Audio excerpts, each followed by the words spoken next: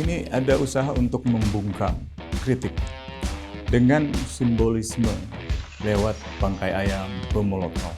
Itu satu pesan simbolik untuk mengatakan kepada orang-orang yang bersikap kritis bahwa mereka bisa dihancurkan. Kita ini menuju satu masa yang mungkin, tahun ini kita baru mulai ya, mungkin agak lebih gelap ya daripada tahun sebelumnya, di mana kemungkinan ada represi-represi yang menguat gitu ya. Ruang-ruang kebebasan yang akan makin sempit. Dalam beberapa pekan terakhir, kita menyaksikan sesuatu yang mengganggu rasa aman publik. Aktivis dan influencer yang mengkritik penanganan bencana di Sumatera justru diteror. Bukan sekadar diserang di media sosial, tapi didatangi bangkai ayam, rumahnya dilempari, bahkan ada yang dilempar bom Molotov. Kita tidak hanya akan membedah terornya, tapi juga substansi kritik yang membuat mereka diserang. Sebelumnya, silakan Sobat DN subscribe channel ini dan ikuti juga berbagai media sosial kami @diskursusnetwork.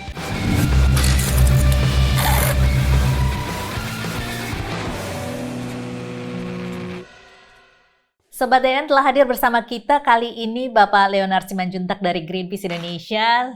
Halo Pak, apa kabar? Baik. Terima kasih telah hadir. Dan juga sudah kedatangan Bang Usman Hamid dari Amnesty International Indonesia. Terima kasih Bang sudah hadir. Oke, kita kali ini kan membahas mengenai bahwa dalam satu bulan ini kita melihat pola teror terhadap banyak ya aktivis dan juga influencer seperti Iqbal Damanik, kemudian juga Shirley Anavita dan DJ Doni. Nah, dari kacamata HAM dan juga dari kacamata lingkungan, apa yang sebenarnya sedang terjadi di publik kita? Silakan. Ya, pertama ini ada usaha untuk membungkam kritik dengan simbolisme lewat bangkai ayam, bom Molotov. Itu satu pesan simbolik untuk mengatakan kepada orang-orang yang bersikap kritis bahwa mereka bisa dihancurkan.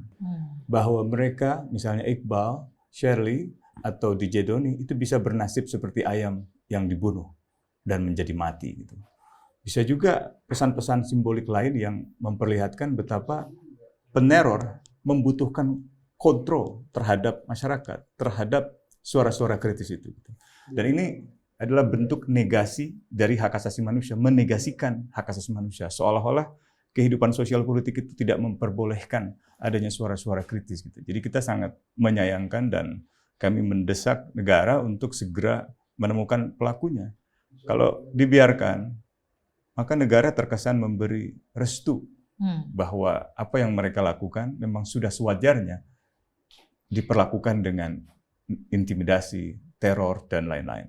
Jadi ini bukan suatu kebetulan kriminal, tapi suatu pola pembungkaman yang sistematis. Jadi ini bukan kriminal biasa. Kenapa? DJ Doni, Shirley, siapa satu lagi? Firdian Aurelo, kemudian Iqbal Damanik, semuanya ada benang merahnya, yaitu kritik terhadap pemerintah dalam menanggulangi bencana ekologis di Sumatera. Iqbal Damanik dengan Greenpeace menyajikan data-data tentang pembabatan hutan yang membuat pemerintah kesulitan untuk menjawab. Dan data-data pembabatan hutan di Sumatera itu juga menjadi dasar suara kritik aktivis Greenpeace untuk mencegah pembabatan hutan lanjutan di Papua yang justru oleh pemerintah, oleh Presiden Prabowo malah dilanjutkan di saat kita belum selesai menanggulangi masalah bencana ekologis. DJ Doni juga mengkritik semacam hal yang sama, tentu dengan perspektif yang berbeda. Dia bukan satu organisasi seperti Greenpeace gitu, atau Shirley misalnya. Tapi dia turun ke lapangan. Firdian juga turun ke lapangan. Nah, memang ada pernyataan-pernyataan yang mungkin katakanlah ya, dianggap orang itu tidak sopan gitu. Tapi pernyataan-pernyataan tidak sopan misalnya yang dimaksud kepada Doni atau siapa namanya DJ Doni, itu kan juga bukan kriminal, bukan ujaran yang bisa dipidanakan. Nah, biasanya itu ada 3 kategori yang saya sebutnya. Pertama, pernyataan yang memang legitimate, kritik-kritik ya, sekeras apapun gitu, dengan data, dengan fakta. Yang kedua, pernyataan yang mungkin ada di wilayah abu-abu gitu ya. Pernyataannya dianggap tidak sopan bagi pejabat gitu. Meskipun pejabat juga seringkali nggak sopan gitu kan. Misalnya kata tolol gitu kan. Justru politisi yang mengintroduksi istilah-istilah itu di publik gitu ya. Misalnya Ahmad Saroni waktu itu kan Ya. Orang-orang yang dianggap tidak setuju dengan kebijakannya dianggap adalah orang-orang yang tolol misalnya. Jadi ini pernyataan-pernyataan yang nggak pantas di ruang publik, tetapi tidak bisa dipidanakan. Dan yang terakhir, memang yang bisa dipidanakan. Misalnya menghasut kekerasan, menghasut diskriminasi berdasarkan agama, suku gitu.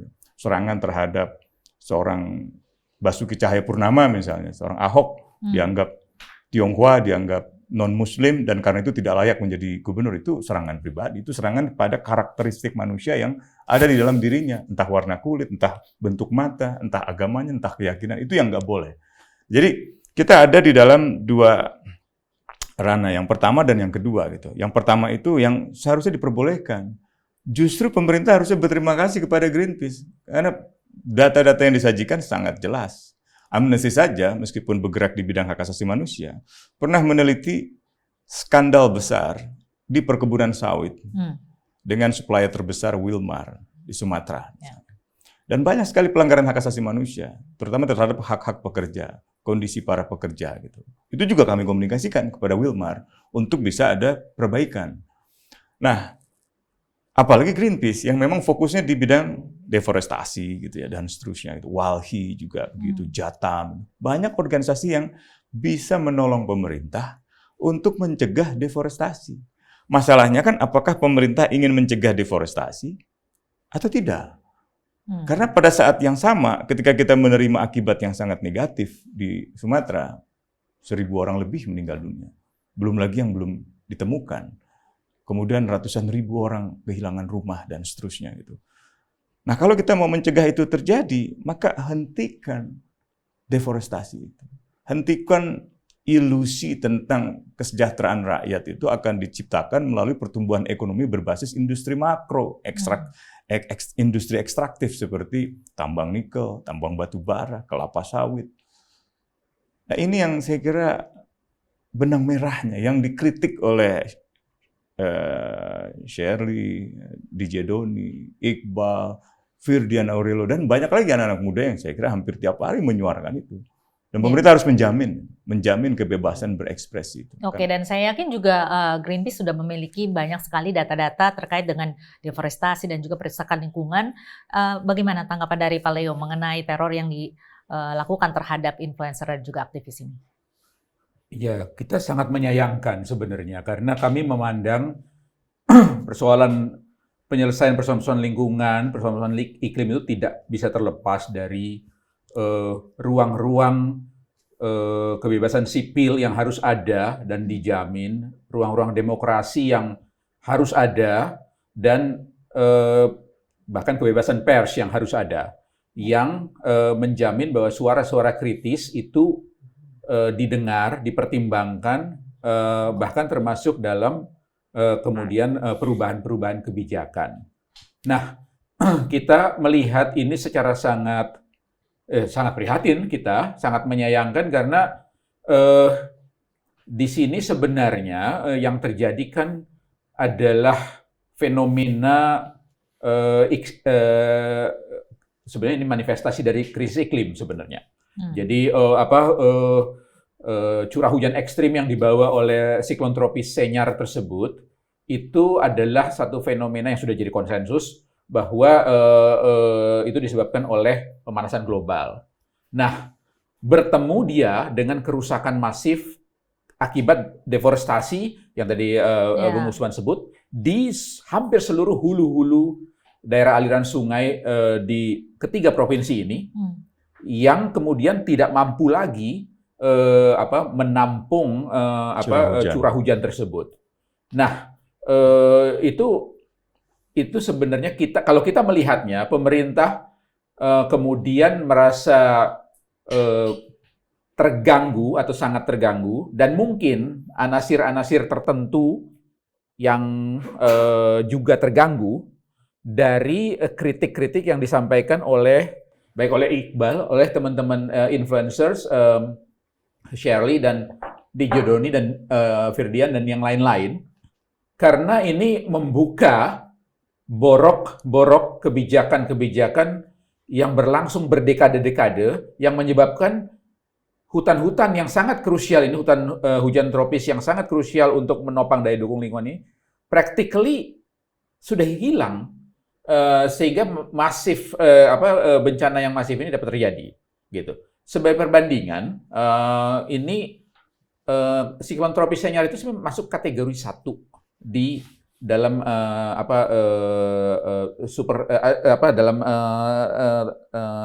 siklon jenis kategori siklon tropis.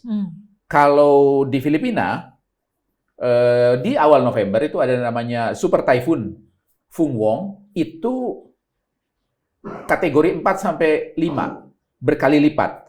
Korbannya 33 orang, tetap ada korban, tapi di Sumatera korbannya sekarang saya kira hitungannya 1.200 dan kemudian terluka 7.000 dan ratusan ribu orang terdampak. Artinya kita punya persoalan serius sekali dalam mitigasi, dalam aksi dini, sehingga kemudian orang-orang ini semua di ketiga provinsi, masyarakat di ketiga provinsi ini tidak mendapatkan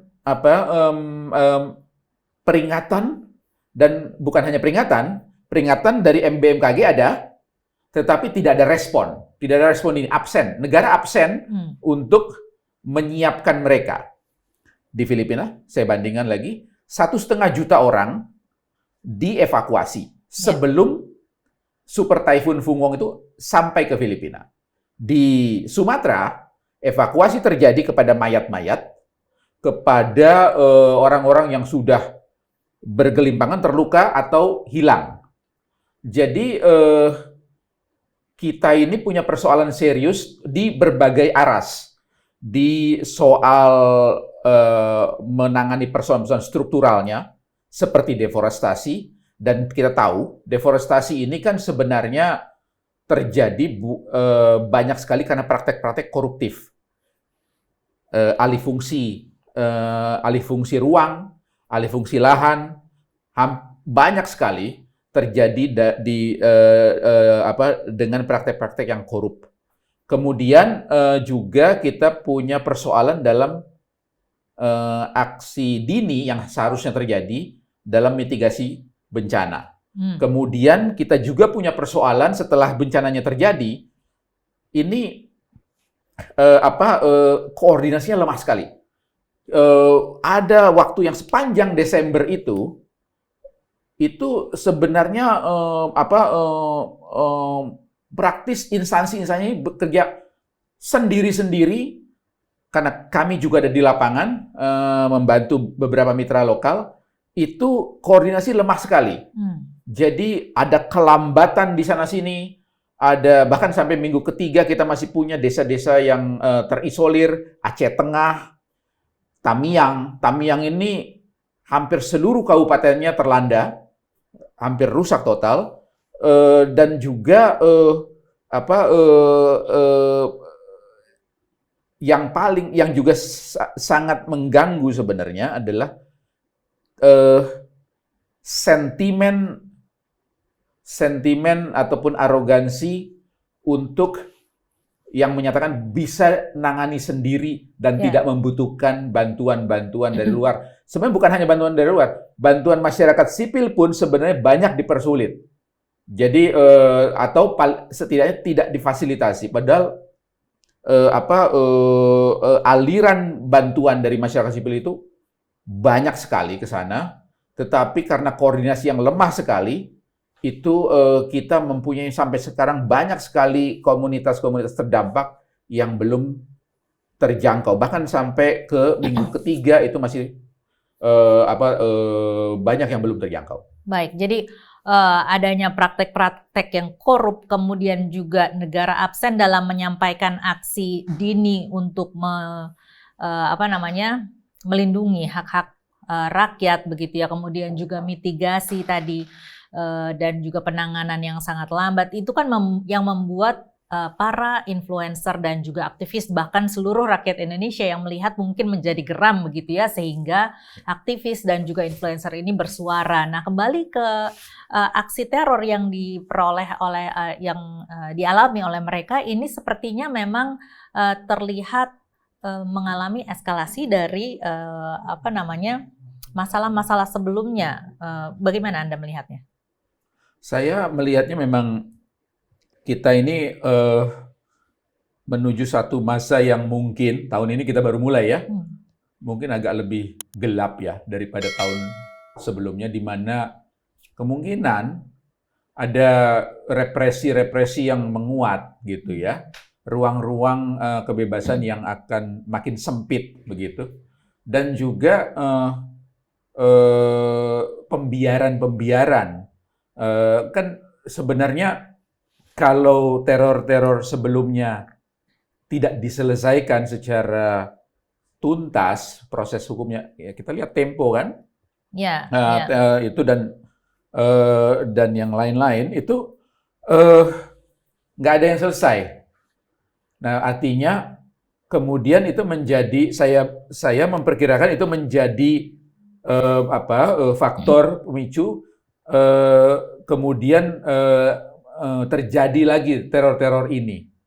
Nah, negara harus mengambil langkah tegas untuk menyelesaikan kasus-kasus ini satu demi satu secara tuntas. Jadi ini juga saya kira penting untuk negara untuk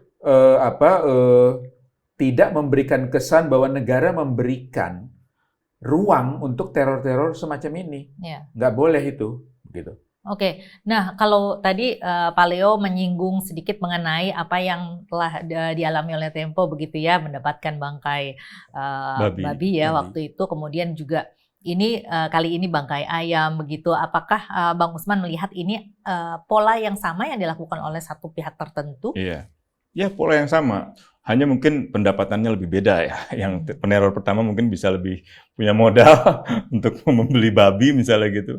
Kalau ini hanya untuk sanggup untuk membeli ayam. Tapi ini dua-duanya punya psikopatologi, penyakit psikopati, penyakit merasa ingin mengontrol orang, itu merasa ingin menunjukkan kekuatan, gitu, merasa mampu untuk menghancurkan orang lain gitu. Yang kepentingannya mungkin terganggu.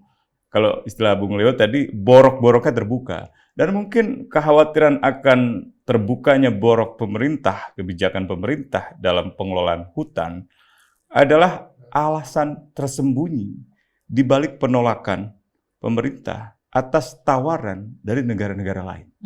Padahal tawaran itu diucapkan dengan persahabatan. Dan negara-negara yang menawarkan itu negara-negara sahabat. Tapi dengan berbagai alasan pemerintah menolaknya. Alasan kita mampu mandiri, alasan bangsa kita punya kemampuan sendiri. Ini persis seperti pemimpin junta militer di Myanmar tahun 2018 yang menolak bantuan luar negeri untuk kemanusiaan atas badai Nagris waktu di sana. Alasannya sama, kemandirian bangsa, kemandirian nasional. Dan akibatnya apa? Puluhan ribu orang nggak tertolong. Kalau menurut Anda alasan pemerintah kali ini apa sebenarnya menolak bantuan tersebut? Presiden Prabowo mengatakan situasi terkendali. Presiden Prabowo mengatakan kita bangsa yang mandiri, swasembada bahkan beberapa hari lalu. Tapi sebenarnya kan nggak ada itu. Kita punya hutang ribuan triliun. Di mana kemandirian? Jembatan-jembatan sampai hari ini masih banyak yang putus. Kalaupun ada bantuan misalnya dari Satuan Zeni, kemarin ada kontroversi dari pernyataan pejabat Kepala Staf Angkatan Darat yang mengatakan bahwa jembatan yang kami bangun banyak disabotase oleh kelompok tertentu. Masyarakat kan? Bagaimana mungkin dalam situasi krisis bencana ekologi semacam itu masih ada pernyataan-pernyataan yang membawa tuduhan negatif kepada masyarakat. Dan setelah diperiksa, setelah diverifikasi, bukan karena disabotase, bukan karena dicuri, melainkan karena kualitas pembangunan jembatannya yang rendah. Ekskavator, kita bisa mengerahkan ribuan memfasilitasi ekskavator di Papua untuk pembabatan hutan di Merauke. Tapi kita nggak bisa memfasilitasi ribuan ekskavator untuk membersihkan lumpur-lumpur di Sumatera Utara, di Aceh, di Sumatera Barat. Bahkan gajah malah dieksploitasi. Itu rumah-rumah gajah, habitat gajah sudah hancur. Sekarang gajah yang tersisa dipaksa bekerja. Ini kita nggak punya etika di dalam bernegara. Kita nggak menghormati sila ketuhanan yang Maha Esa. Kan gajah makhluk Tuhan, makhluk yang paling cerdas. Punya teknologi komunikasi, punya cara berkomunikasi yang baik, membangun elephant trail yang beratus tahun untuk memastikan bahwa hulu, hilir, hutan itu tetap terjaga. Gitu. Tapi kita biarkan rumahnya hancur. Harimau juga hancur. Bahkan banyak pejabat yang mengkoleksi kulit-kulit binatang untuk dipajang di rumahnya. Ada juga pejabat politisi yang mengkoleksi burung-burung cendrawasih. Burung yang seharusnya ada di alam liar. Burung yang hari ini menyaksikan hutannya hancur, rumahnya hancur. Jadi kita membangun Indonesia yang sebentar lagi tinggal cerita. Seluruh kekayaan alam, keindahan, keanekaragaman hayati Indonesia. Indonesia punya burung terindah di Papua. Punya harimau yang sangat perkasa, punya orangutan yang sangat unik, punya gajah yang sangat pintar, itu semua akan segera menjadi cerita. Kalau deforestasi ini tidak dihentikan. Jadi saya khawatir sekali bahwa pemerintah terus-menerus dalam delusi, dalam sikap-sikap yang menyangkal realitas objektif. Masyarakat bilang belum tersambung desa-desa yang terisolir. Pemerintah bilang sudah terkendali. Masyarakat bilang di mana 50 helikopternya? Pemerintah bilang sudah 50 helikopternya. Kan padahal gampang itu. Tinggal direkam, disusun satu videografi yang kuat, melibatkan partisipasi media. Tapi kan yang terjadi medianya malah disensor. Yeah. Satu media misalnya CNN, di-take down, dicopot kontennya. Padahal dia hanya menyampaikan realitas. Seorang jurnalis menangis di dalam situasi krisis, wajar. Atau seorang jurnalis Kompas, alat kameranya dipaksa, dirampas. Jadi kita melihat perilaku pemerintah yang anti kritik. Bahkan militeristik. Di tengah masyarakat berusaha menolong dirinya sendiri, meskipun dengan segala ekspresi mereka, termasuk dengan bendera Gerakan Aceh Merdeka, militer malah sibuk merazia bendera-bendera itu. Dan itu dipimpin Danrem, tidak main-main. Bahkan dengan cara-cara kekerasan, masyarakat sampai dipukuli, sampai tidak berdaya. Ini bendera yang sudah menjadi bendera resmi Aceh dengan konon pasca perjanjian Helsinki. Seolah-olah bendera adalah ancaman segalanya. Seolah-olah bendera adalah sesuatu yang berada di atas kemanusiaan. Jadi saya melihat pemerintah gagal menentukan prioritas aksi dini bencana ekologis, memfasilitasi alat-alat berat, gagal memastikan pendekatan hak asasi manusia, pendekatan berbasis gender. Lihat aja nanti. Kasus-kasus kekerasan seksual, pelecehan seksual, pasti akan terjadi. Kalau tidak ada usaha-usaha untuk mengatasi atau memitigasi krisis bencana ekologis ini dengan pendekatan yang komprehensif itu. Belum lagi air bersih, belum lagi makanan, pendidikan. Anak-anak itu belum bisa kembali ke sekolah kan? Yeah. 1 bulan lebih 10 hari. Pemerintah mengatakan itu sudah terkendali. Gimana sih? Logikanya di mana? Apakah presiden nggak melihat kondisi di lapangan? Apakah orang-orang di sekitarnya memblok presiden menerima informasi itu? Jangan-jangan itu yang terjadi. Saya nggak tahu. Mudah-mudahan saya salah gitu. Tapi sampai hari ini presiden kelihatan sekali di dalam penyangkalan. Menyangkal seolah-olah yang terjadi di bawah itu tidak ada masalah sama sekali. Kita tahu bahwa kalau seorang yang punya karakteristik otoritarian dan mempercayai satu jalan, dia akan bulldoze kan, dia akan bulldoze apapun gitu.